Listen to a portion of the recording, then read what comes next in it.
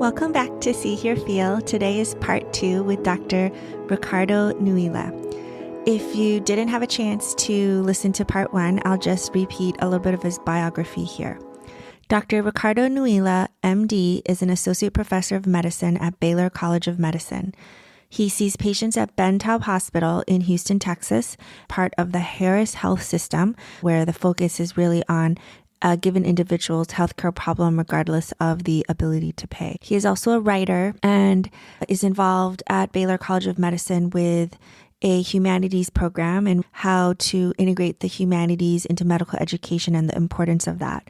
A lot of his writing focuses on healthcare disparities, politics and medicine, as well as art and medicine. I really enjoyed part 1, talking to him about how to talk to patients, how there's nuance and complexity in what we say while being as accurate as possible and telling the truth to patients. We talked about the Emily Dickinson line, tell the truth, but tell it slant. Today, we're going to focus on disaster syndrome, burnout, and how Dr. Nuila avoids burnout, and how disaster syndrome has a link to the building of the publicly funded Ben Taub Hospital. Here we go. Can we move on to disaster syndrome? What you mean by that? Yeah, sure. Disaster syndrome is a term that I came upon in a book called The Hospital, written by Jan de Hartog, which was published in 1965, I believe. He's a great writer. He wrote this book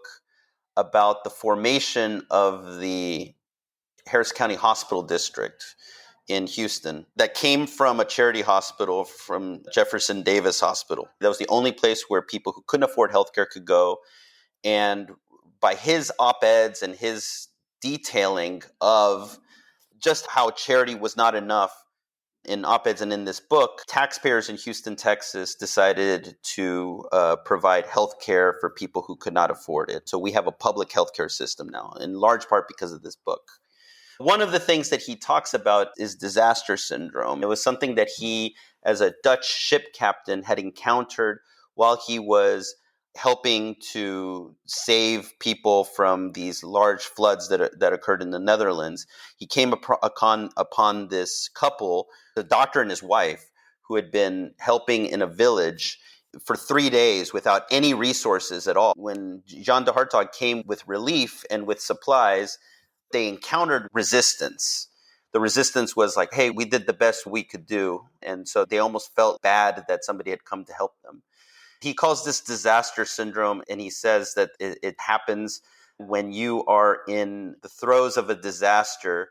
You just think to yourself that there's nothing that we can do about this, so we might as well just dig in and just accept these circumstances as forever. We're just beholden to this. There's just nothing that we can do. It resonated with me the way he described it, and I feel like we see it a lot in physicians throughout the country now. How we think about our large societal questions these days, like the behemoth that is reforming healthcare.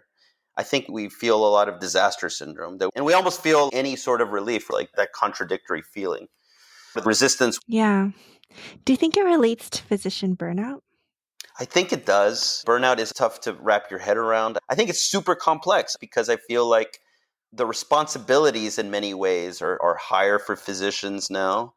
The work, which revolves around not just diagnosis, but also this system of insurance and billing, everything like that, creates a lot of basic like angst. I think disaster syndrome is connected to burnout. That's the argument that I make. There is real attrition from our field, people who are leaving our field. I think that's a major societal problem. There's something about the field that is making it so that people leave. We need to take it seriously. I was educated in Texas, and I received a lower tuition because the state subsidized my education. Society is putting their resources into us. So if I leave the field early, it's not good for anybody, you know? And that's happening a lot. So we have to take it seriously. Disaster syndrome, our thought that, you know what, we're just beholden to this, to the way it is. We resist any change because we're just in these conditions.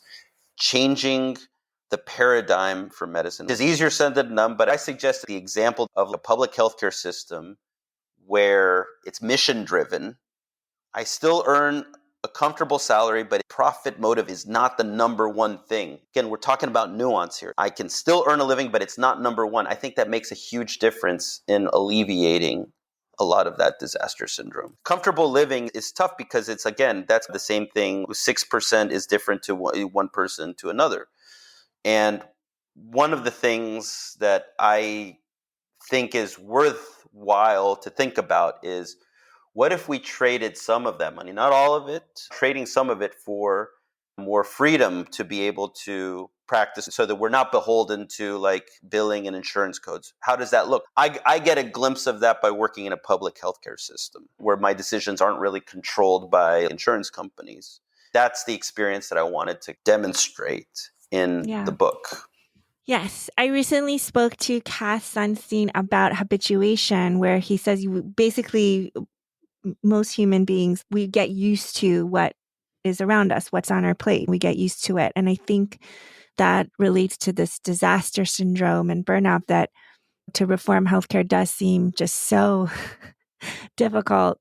I'll just speak for myself. It's, this is the way it is. I just have to live with it. But I do find inspiration from reading about the Harris healthcare system, reading about what you're able to do in a system that's publicly funded like that, and that the residents of that area decided even to do that. I think it's amazing. It's an example that is still within our reach and that continues to provide inspiration. Just as an example, last November, Harris County residents went to the polls and voted overwhelmingly to give more support toward the hospital system. They gave $2.7 billion worth of bonds to rebuild hospitals, to increase outlying clinics. The way that the vote shaped out, this was a bipartisan vote because it was overwhelming.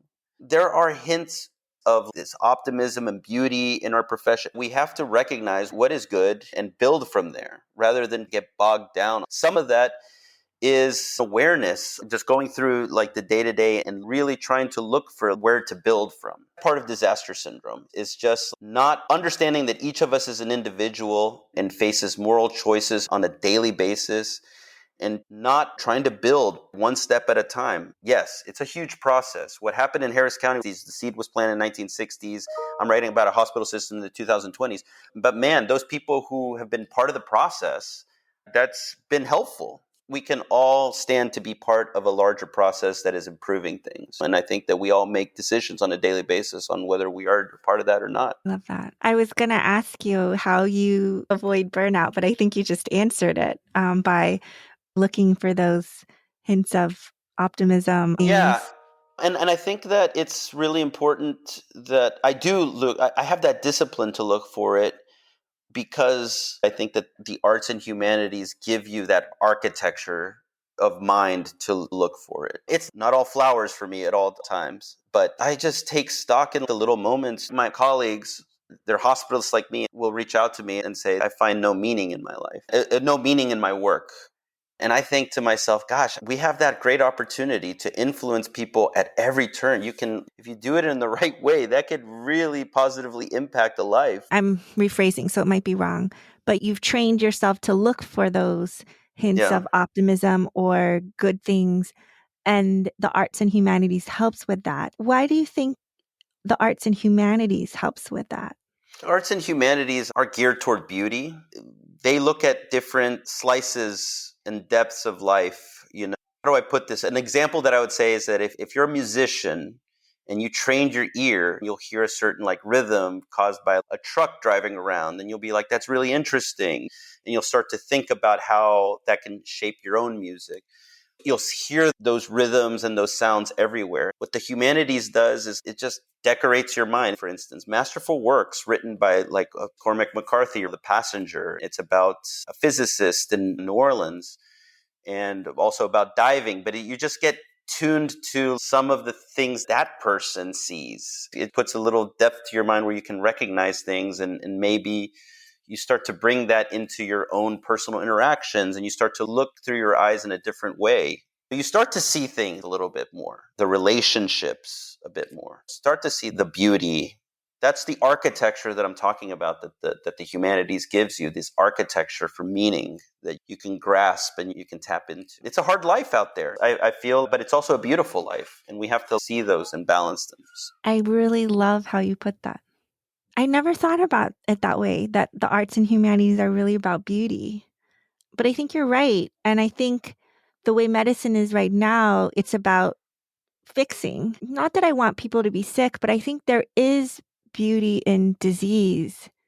Yes, there is beauty in disease, for sure. There's this logic to it. There's this logic that tells you about this connection, meaning these rules apply and they also apply in other realms and other things that I've seen. And even though certainly disease is not something that you wish upon that person, but the process of it reinforces this idea of this logic governing us all. Do you have any final thoughts? How do we help people think in a bigger picture way? It's like microscopes. If you are just looking at one objective, you have to zoom out sometimes to see this is really a part of our profession. We need to contextualize that for patients.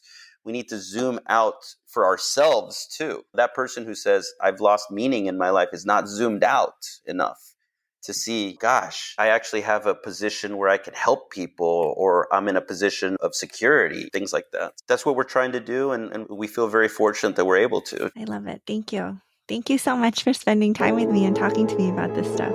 Thank you so much for inviting me, and thank everybody for listening. I appreciate it.